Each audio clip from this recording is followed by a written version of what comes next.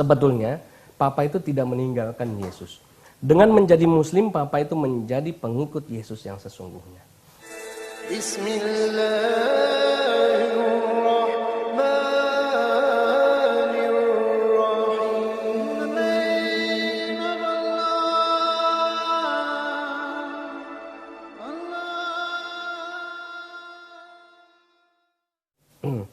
Jadi setelah Papa dan adik masuk Islam, ada waktu itu pendeta studi saya, namanya Om Ruslim, biasa dipanggil di gereja waktu itu.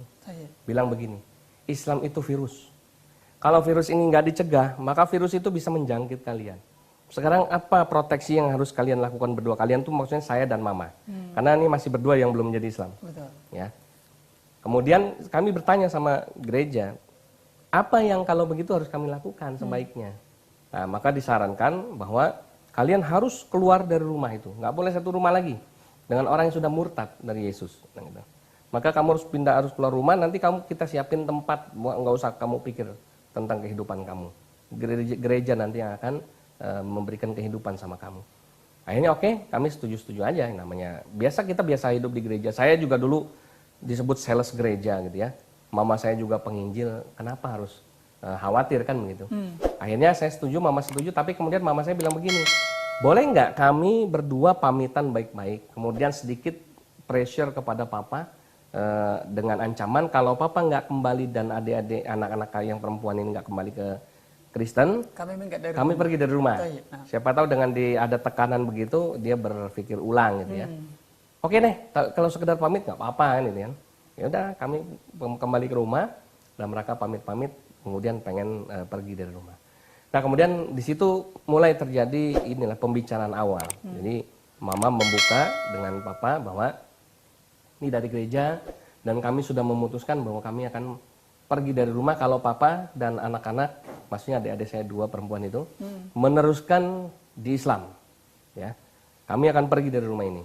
Tapi kalau mau kembali ke Kristen, kita akan tetap sama-sama. Gitu ya.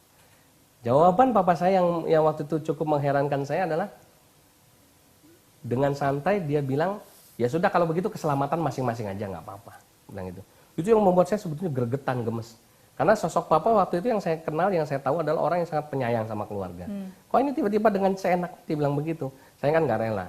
Akhirnya kemudian saya bilang, emangnya apa sih di Islam yang membuat papa itu sampai kekeh ya mempertahankan Islam walaupun kehilangan anak dan istri? Mungkin juga bertanya, was, kayaknya papa ini sudah tidak sayang lagi sama anak. Iya, sebetulnya salah satunya itu. Cuma pertanyaan saya seperti itu modelnya, bukan terus terang ya.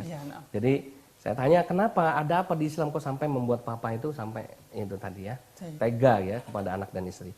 Papa cuma bilang, loh, karena yang papa miliki sekarang ini adalah sebuah kebenaran. Dan kebenaran itu mahal harganya. Dunia dan isinya pun tidak sanggup membeli kebenaran ini. Mama bingung, emangnya apa yang benar kan gitu ya. Nah, kemudian kalau kalian siap mendengarkan, papa akan jelaskan. Nah mulailah, oke silakan jelaskan sama kami. Kalau sama pendeta-pendeta papa nggak mau jelasin, karena tadi jawabannya nunggu hari kiamat itu kan gitu ya. Sama kami jelaskan lah, kenapa jadi Islam, kenapa meninggalkan Yesus. Nah papa mulai membuka dialog itu dengan satu kalimat sederhana. Sebetulnya papa itu tidak meninggalkan Yesus. Dengan menjadi Muslim, papa itu menjadi pengikut Yesus yang sesungguhnya. Mana bisa, jelas yang namanya pengikut Yesus itu orang Kristen. Makanya orang Kristen disebut Kristen. Artinya apa? Dari kata Kristus, pengikut Yesus. Kan begitu. Mana ada orang Islam kan Muhammad nabinya. Betul, kan bilang gitu kan. Enggak. Karena banyak sekali ajaran-ajaran Yesus yang dilakukan Islam tidak dilakukan orang Kristen. Ya.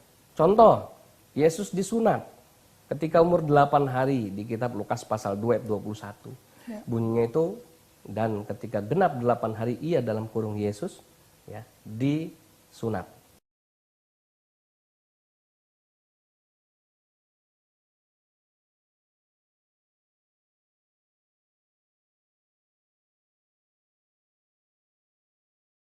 Jadi ada kata-kata disunat. Mana orang Islam? Mana orang Kristen? Ya, mayoritas orang Kristen tidak mau disunat karena Paulus melarang sunat itu.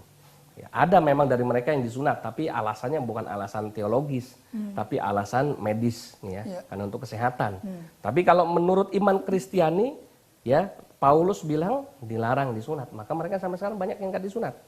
Nah, tapi Muslim semua laki-laki wajib disunat. Ya, berarti satu hal membuktikan bahwa orang Islam mengikuti ajarannya Yesus. Yang kedua, Yesus mati pakai kain kafan. Ya, Lukas pasal 23-53 di Perjanjian Baru itu. Ya. Dan ketika ia menurunkan mayat itu, ia mengafaninya dengan kain lenan, lalu menguburkannya di dalam bukit batu. Ini beberapa yang masih saya hafal, tidak semuanya udah lupa memang sekarang gitu ya. Tapi kemudian dirubah sama tradisi gereja. Ya, tradisi gereja sekarang upacara pemakaman orang Kristen berbeda dengan yang dilakukan zaman Yesus ketika mati di kayu salib. Tuhan mereka mati dikafani dulu kain lenan. Kalau sekarang mungkin namanya kain mori kan gitu. Tapi tetap sama-sama dikafani, ada tulisannya di Injil itu. Sampai sekarang masih ada. Nah, kenapa sekarang matinya justru pakai jas, pakai dasi, ya? Ada salon mayat, ya? Matinya lebih ganteng daripada masih hidupnya. Betul. Kan gitu ya. Ini kan ironis. Jadi orang Islam yang mengikuti Yesus, kan gitu ya. Kemudian lagi salah satu lagi misalnya yang lazim, yang umum sudah kita dengar, orang Islam tidak boleh makan babi, diharamkan makan babi.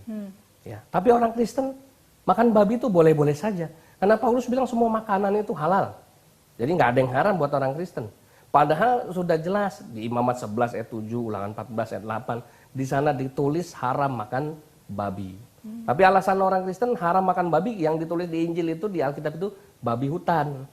Karena sekarang teksnya berubah, juga babi hutan. Kalau Alkitab sebelum tahun 70, tulisannya cuma juga babi. Jadi semua babi. Kemudian yang edisi revisi setelah tahun 70 ditulis juga babi hutan. Jadi ada kata hutan yang sekarang di Injil yang dipegang sama orang Kristen sekarang sudah ada tambahan babi hutan. Jadi yang dilarang babi yang di hutan, Ustadz. Ya, kalau babi yang di pejagalan, yang dipelihara boleh kan gitu. Gitu, baik. Nah, ini alasan mereka.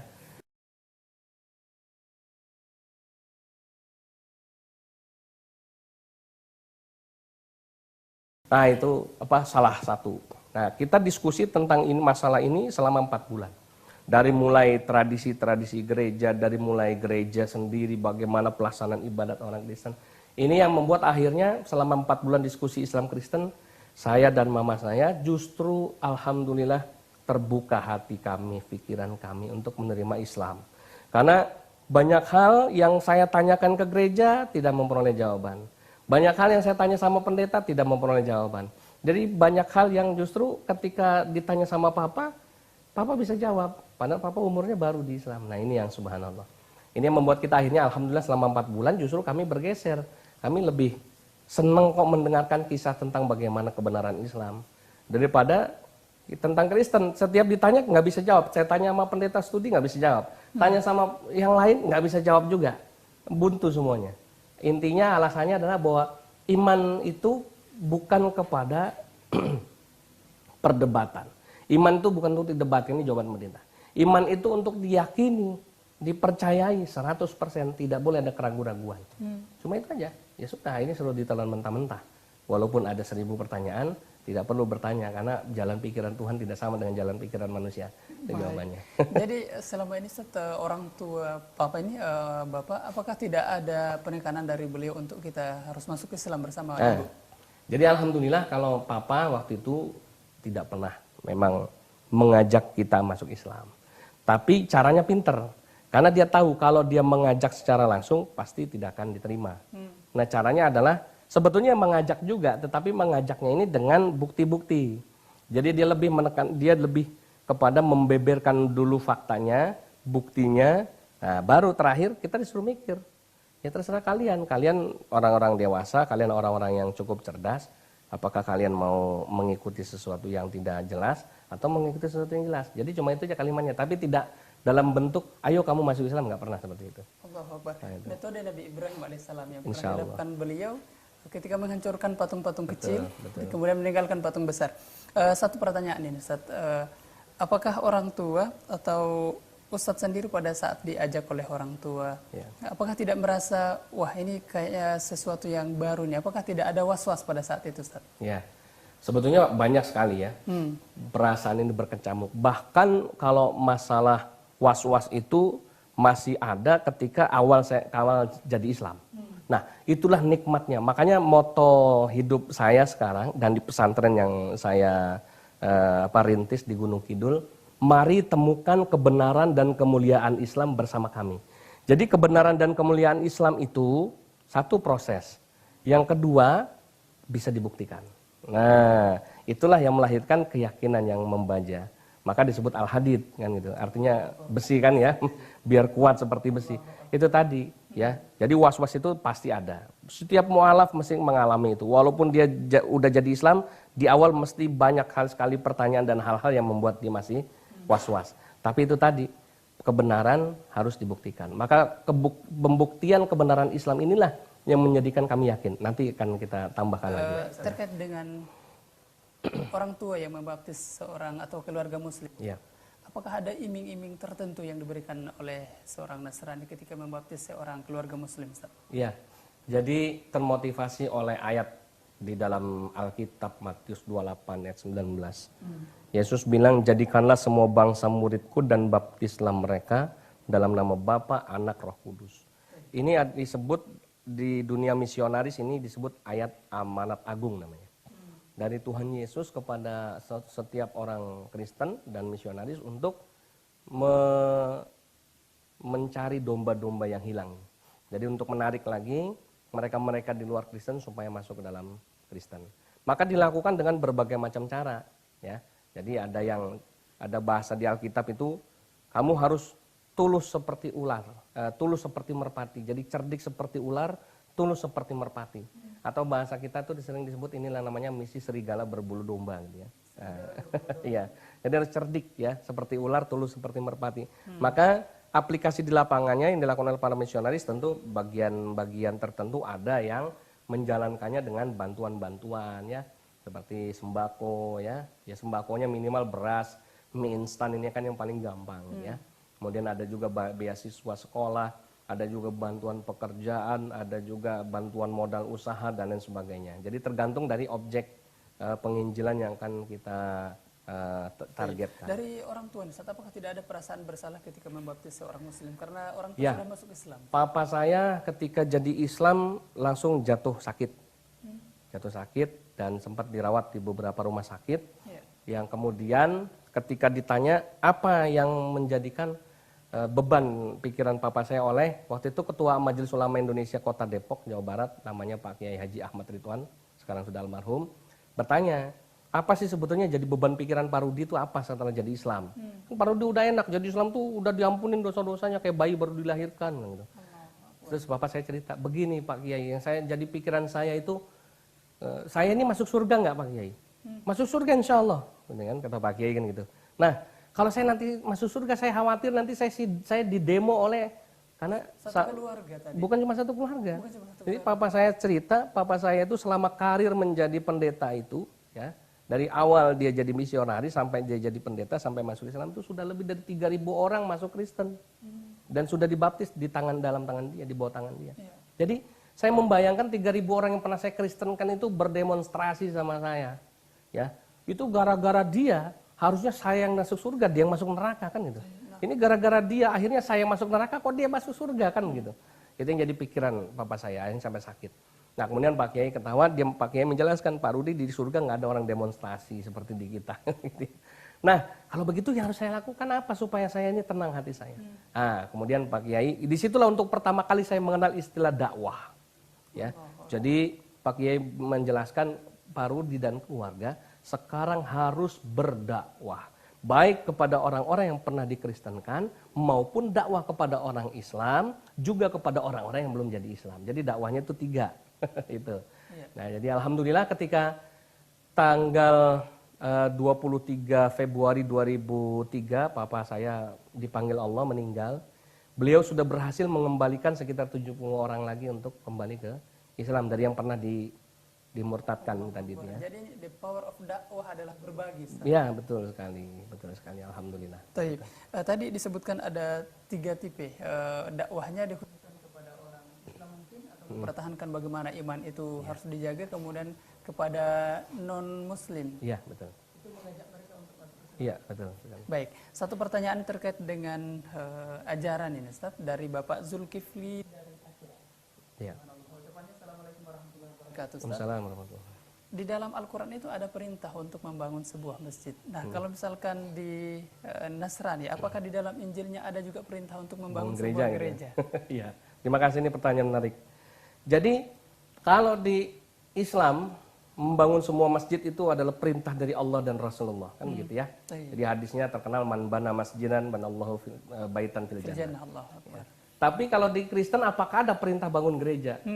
Ya akhi, dimanapun antum berada, jangankan perintah bangun gereja, kata gereja saja di dalam Injil itu tidak ada.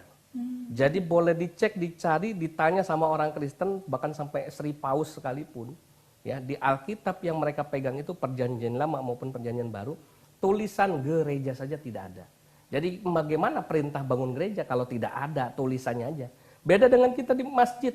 Kata masjid di dalam Al-Quran disebut berkali-kali. Contoh aja misalnya di surat At-Taubah 18 kan. Innama ya'muru masajidallah, ditulis kata masjid. Ya kan? Awal surat Al-Isra ya tentang Isra Mi'raj ya, dari mulai Masjidil Haram, Masjidil Aqsa, semua disebut kata masjid. Jadi menandakan bahwa masjid ini adalah tempat ibadah yang sah, legal, langit, dunia dan akhirat gitu ya, bukan cuma sekedar di dunia saja. Tapi kalau gereja, tidak ada kata gereja di dalam kitab sucinya orang Kristen. Karena gereja itu berasal dari bahasa Portugis, asal katanya igreja, yang artinya tempat berkumpul. Maka sekarang orang Kristen sekarang banyak aliran-aliran Kristen yang mendefinisikan gereja itu tidak mesti harus satu bangunan yang ada salibnya, ya kemudian seperti ini bentuknya. Ruko bisa dijadikan gereja, mall bisa dijadikan gereja, kan begitu sekarang. Diskotik sekalipun bisa dijadikan gereja sama mereka dan lain sebagainya. Itulah kelebihan Islam. Satu penelpon kita terima dulu di pagi hari ini. Halo, assalamualaikum. Waalaikumsalam warahmatullahi wabarakatuh. Iya, Bapak Bustanuddin di Solo, silahkan Pak. Assalamualaikum Ustaz. Waalaikumsalam warahmatullahi wabarakatuh. Begini ya, kita baca Al-Quran, kata-kata Yesus tidak ada ketemu dalam Al-Quran. Ya. Kemudian yang kita ketemui Nabi Isa. Apakah kapan berubahnya Nabi Isa ini berubah menjadi Yesus, Ustaz? Kemudian ibadah orang Kristen sekarang ini, apakah betul-betul menurut syariat yang dibawa oleh Nabi Isa? Begitu, mohon penjelasannya, Ustaz. Baik. Ya. Sebab kalau sekarang ini umat Kristen kan hari Minggu ke gereja. Apakah Nabi Isa dulu menetapkan hari Minggu kamu ke gereja? Mohon penjelasannya, Ustaz. Perubahan Yesus menjadi Isa ini, Isa ini menjadi Yesus, Ustaz. Tolong penjelasannya. Assalamualaikum warahmatullahi wabarakatuh. Waalaikumsalam warahmatullahi wabarakatuh. Di dalam Al-Quran tidak pernah disebut kata-kata Yesus. Yang ada Nabi Isa, bagaimana ini, Ustaz? Yesus itu kan bahasa Indonesia, Pak.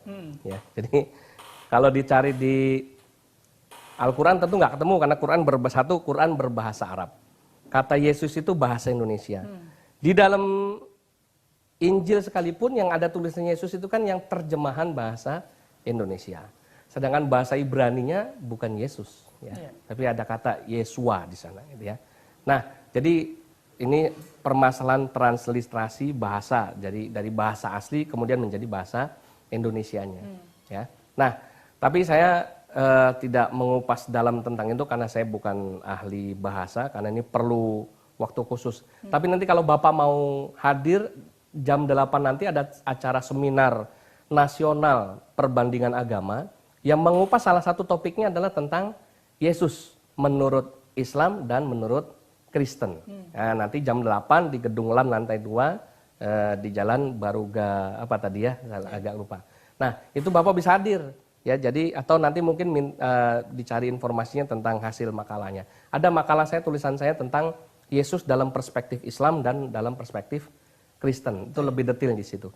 Kemudian kalau masalah perbedaan ajaran sekarang orang Kristen yang tidak sama lagi dengan Nabi Isa, jelas ya. Jangankan itu tadi di dalam gereja. Jangankan tentang ajaran yang namanya gereja tadi yang saya jelaskan, yang tidak ada dalam teks aslinya saja berani mereka imani, kan gitu. Apalagi hal-hal lain, ya banyak sekali.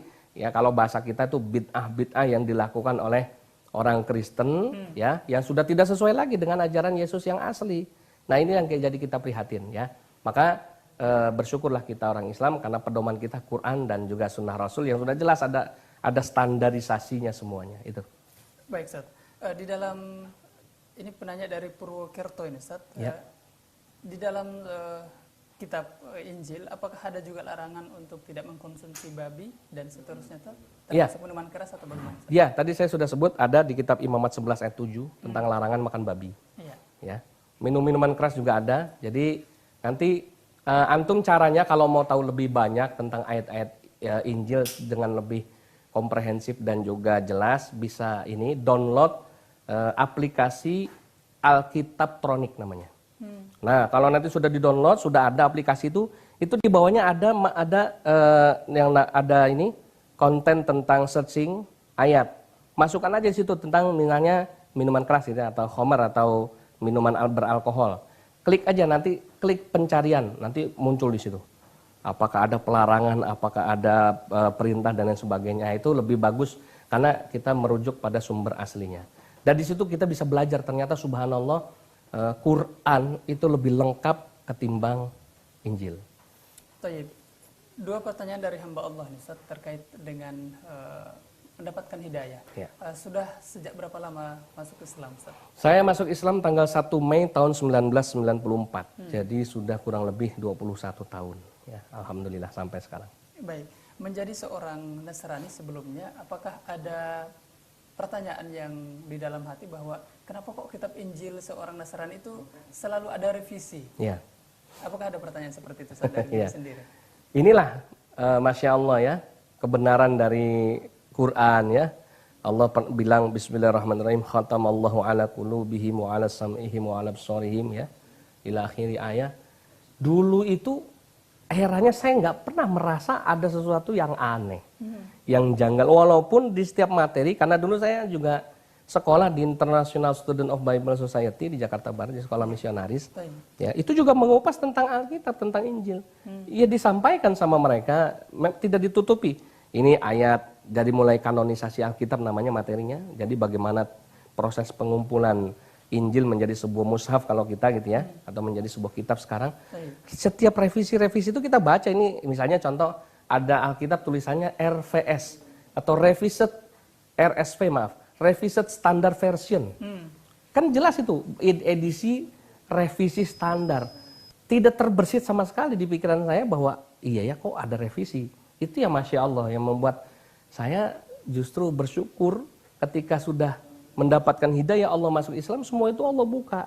Allah buka mata hati kita, pendengaran kita, penglihatan kita. Jadi seolah-olah ada hijab besar, hijab kelam ini ya, yang kemudian Allah angkat sehingga baru kita bisa melihat kebenaran Islam setelah hidayah itu Allah berikan. Nah itulah subhanallah. Maka bersyukur kita.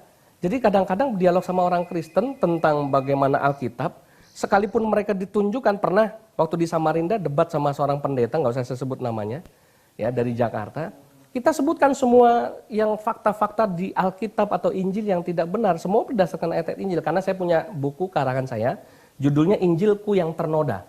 Di situ 100% tidak ada Quran, semua Injil semua. Membedah habis tentang bagaimana ada pornografi dalam Injil, bagaimana tentang ayat-ayat yang menyesatkan, ada tentang pertentangan, ayat-ayat tidak masuk di akal, semua diungkap. Jawabannya apa? Iman kami Ustadz bukan hanya kepada Injil yang ada di dalam teks ini, tetapi kepada Yesus sebagai firman itu sendiri. Ya sudah selesai, nggak perlu kita dialog namanya kan gitu. Namanya dialog itu kan membuka debat ilmiah ya. Tapi kalau sudah keyakinannya cuma membabi buta ya tidak bisa ditakati kan gitu. Itulah fungsinya hidayah. Baik, satu pertanyaan ini dari Bapak Ari yang ada di Batang ini, mungkin langsung motivasi juga. Paman beliau ini atau paman mertua beliau dulu seorang Muslim, hanya karena istrinya disembuhkan oleh seorang non-Muslim, sembuh dari kanker payudara, seorang pendeta yang menyembuhkan dan beliau juga diberikan pekerjaan, akhirnya menjadi murtad. Pandangan Ustadz bagaimana tentang hal yang seperti ini dan mungkin bisa diberikan motivasi bagi seorang yang beriman untuk bisa menjaga hidayah itu, Ustadz? Iya, Masya Allah. Jadi memang akidah yang kuat ya itu adalah akidah yang betul-betul berpasrah diri kepada Allah dan menerima setiap kodoknya Allah, ketetapan Allah, baik maupun buruk. Itu kan iman kita. Ya. Terkadang memang ada saudara-saudara kita yang dalam ujian hidupnya tidak sanggup bertahan dan mempertahankan iman dan akidahnya. Ini yang saya sedihkan. Ya. Memang di dalam dunia misionaris Kristen banyak sekali cara-cara yang mereka lakukan, yaitu diantaranya adalah metode healing dengan cara pengobatan. Jadi mereka bikin acara penyembuhan ilahi. Mereka menganggap bahwa pendeta-pendeta ini adalah titisan Kristus Yesus. Yang mukjizat Tuhan Yesus itu adalah bisa menyembuhkan orang sakit, kan gitu ya. Bisa menghidupkan orang yang mati. Jadi mereka menganggap bahwa pendeta ini adalah titisan Kristus yang bisa melakukan hal yang sama. Makanya mereka bikin acara penyembuhan massal dengan, kalau menurut saya, bahasa saya sering saya bilang bahwa satu-satunya sales yang paling gila sedunia adalah sales gereja. Kenapa? Karena mereka kalau bikin promosi kegiatan luar biasa. Yang buta bisa melihat, kan gitu. Betul. Yang tuli bisa mendengar, yang lumpuh bisa berjalan. Ini mana ada dokter yang sanggup, misal dokter THT bikin di papan pengumumannya begitu, yang tuli bisa mendengar, rame pasiennya yang datang situ. Tapi begitu nggak terbukti, ya bisa dikeroyok tuh dokter, kan gitu. Tapi kalau sales gereja berani, ya jadi mereka berani mempromosikan dengan begitu hebat karena keyakinan pada Yesus itu. Nah, inilah yang sebetulnya nggak dipahami oleh sebagian kita umat Islam. Ketika kita menghadiri acara umat lain, ya berarti kita sudah berlepas dari tali Allah, kan gitu. Apalagi ketika kita kemudian mulai mempercayai akidah orang lain masuk ke dalam hati kita, maka setan sudah mulai memasuki relung-relung hati kita yang tadinya harusnya bersih pada Allah. Bahkan ketika kita mulai merasakan, oh iya ya, ternyata setelah didoain pendeta, ternyata ada perubahannya, maka sudah siap-siaplah ya, akhirnya kita bisa keluar dari Islam yang indah ini. Maka jangan salahkan Allah, bukan berarti Allah itu nggak punya kemampuan apa-apa, Yesus lebih hebat, tidak. Kenapa? Mari kalau memang mau berani beradu sakti, panggil pendeta, panggil kiai, silahkan doakan. Tapi kan enggak. Ini semua tadi permainan, ya sugesti, permainan keyakinan, kepercayaan yang ditanamkan begitu tinggi. Karena kita juga, saya pernah jadi orang Kristen, banyak juga yang gagal dan banyak juga sandiwara di dalamnya. Itu yang nggak diketahui oleh kita orang Islam, sehingga kita tertarik, akhirnya terjerumus, bahkan murtad tadi. Maka saran saya, jaga akidah kita, jaga iman kita. Kalau kita sudah yakin iman pada Allah, kepada ketetapan Allah, maka ketika dikasih sakit sekalipun, bahkan sampai mati sekalipun, ya kita harus tetap Islam. Wala tamutunna illa wa antum muslimun. Jangan karena sakit kemudian pindah agama, ini namanya mau enaknya aja jadi Islam, kan gitu, nggak mau susahnya. Baik. Masya Allah ya. Satu pertanyaan ini Ustaz, setelah masuk Islam, apakah Ustaz mengalami kesusahan atau keluhan setelah memeluk Islam itu? Allahu Akbar, setiap kesulitan, kesusahan itu pasti ada. Tapi Masya Allah, saya merasakan nikmat. Itulah tadi. Kalau hidayah itu sudah kuat, ya. Saya pernah jadi tukang sampah gara-gara jadi Islam. Saya pernah jadi penjaga sekolah gara-gara jadi Islam.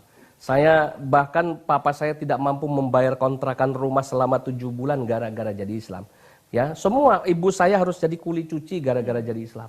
Ya, saya harus sekolah di sekolah yang bukan bayangan saya dulu. Saya dulu sekolah di International School. Kemudian masuk Islam, saya masuk pondok pesantren, di pondok pesantren Al-Fauzi, Cipayung, Bogor. Masya Allah, fasilitasnya tentu sangat berbeda dengan yang ada di sekolah Kristen. Tapi semua saya jalankan dengan penuh keyakinan bahwa Allah Subhanahu wa Ta'ala tidak menjadikan semua ini sia-sia. Itu keyakinan saya. Saya yakin bahwa satu saat Allah akan membuktikan, ya, bagaimana kebenaran Islam ini bisa saya rasakan langsung. Nah, alhamdulillah, kesulitan demi kesulitan, karena iman yang benar, akidah yang kuat yang saya bangun, itu semuanya bisa terlewati. Dan alhamdulillah, sampai sekarang saya merasa selalu fa inna ma'al usri yusra, inna ma'al usri yusra. Jadi setelah kesulitan pasti ada kemudahan, dan setelah kesulitan pasti ada kemudahan. Alhamdulillah.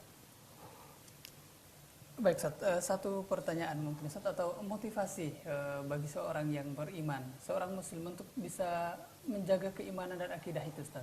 Ya. Sebetulnya kalau kita mau merasakan dengan yakin dan sungguh-sungguh, kita sudah termotivasi, ya, dengan Islam yang kita miliki. Contoh kecil. Di pesantren saya di Gunung Kidul, saya membina selain anak-anak duafa, fakir miskin, yatim, piatu yang sudah dari kecil Islam, juga membina para mu'alaf yang baru-baru masuk Islam. Ya. Yang saya tekankan misal tentang sholat, bab tentang sholat. Ya, bukan sholat tepat pada waktu. Saya marah dan saya bikin aturan di pesantren itu, ya, akan ada hukuman buat siapapun yang di pesantren Al-Hadid, di Gunung Kidul, sholat tepat pada waktunya. Ya. Karena ini tidak mencerminkan orang yang cinta pada Islam. Lantas yang seperti apa? Saya bilang kamu harus sholat itu bukan tepat waktu, tapi menunggu datangnya waktu sholat. Ya. Karena orang yang menunggu datangnya waktu sholat itu adalah pecinta. Pecinta itu orang yang sudah merasakan nikmatnya. Kalau tepat waktu itu kepepet dan memang udah kewajibannya kan begitu. Itu contoh tentang yang ringan aja tentang sholat. Nah ini yang kita tanamkan sehingga buat orang-orang yang baru masuk Islam dia bisa tahu, oh ternyata kita kalau sholat itu harus kita tunggu ya. Ternyata sholat itu asik, sholat itu nikmat. Yang kedua saya selalu bilang kepada mualaf-mualaf misalnya dan juga kepada yang Islam-Islam dari lahir, apa musik atau alunan irama yang paling indah menurut antum semua? Ada yang bilang wah apa namanya, ada yang bilang piano, gitar, musik dangdut, pop dan sebagainya. Saya bilang salah. Buat kita yang sudah jadi Islam coba perhatikan, simak dengan baik. Yang paling indah lantunan musik atau irama nomor satu adalah lantunan kita membaca Al-Quran. Ketika kita baca A'udzubillahi minasyaitonirrajim. Dulu saya bermusik. Saya musisi gereja, jago main gitar. Ya, mau susah, mau seneng orang Kristen itu main gitar. Orang mati dia bawa gitar. Dia nyanyi. Ya, orang sakit dia nyanyi. Ya. Tapi sekarang kemana-mana saya selalu bawa Al-Quran. Kenapa? Al-Quran itu penghibur. Al-Quran itu musik yang paling indah. Yang kedua apa? Panggilan azan. Allahu Akbar, Allahu Akbar. Kita dengarkan simak baik-baik. Wah luar biasa itu indah sekali. Tenang rasanya. Tenang rasanya itu suara langit. Nah jadi bagaimana kita menanamkan keyakinan ini pada diri kita, ini yang paling penting. Kadang-kadang kita jadi Islam ini ya dari lahir merasa ya udah gue begini-gini aja, dari lahir juga Islam, sekarang Islam ya udah besok mati Islam, cuma gitu aja. Yang baru jadi Islam merasa berlindung di balik label mu'alafnya. Nah, makanya di sini saya menghimbau karena kebetulan saya ke Makassar dalam porsi sebagai ketua umum Forum Arimatea ya, advokasi rehabilitasi akidah, advokasi rehabilitasi imunisasi akidah yang terpadu efektif dan aktual singkatannya, yang hari ini mengadakan kegiatan seminar nasional perbandingan agama, menghimbau pada kita semua bagi para mu'alaf atau bagi orang-orang yang masih ada di persimpangan jalan, karena banyak orang Islam yang masih ada di persimpangan jalan yang bingung ya, mau maju, mundur, kiri, kanan, maka datang ke Forum Arimatea ya, atau ke majelis-majelis terdekat, atau datang kepada ulama, bertanya, sharing, minta petunjuk, ini yang paling penting. Karena ini yang akan mengarahkan kita menjadi muslim yang baik. Dan insya Allah salah satunya adalah Forum Arimatea di Kota Makassar sudah ada, siap membantu memberikan pencerahan akidah buat saudara-saudara kita yang masih ada di persimpangan jalan tadi.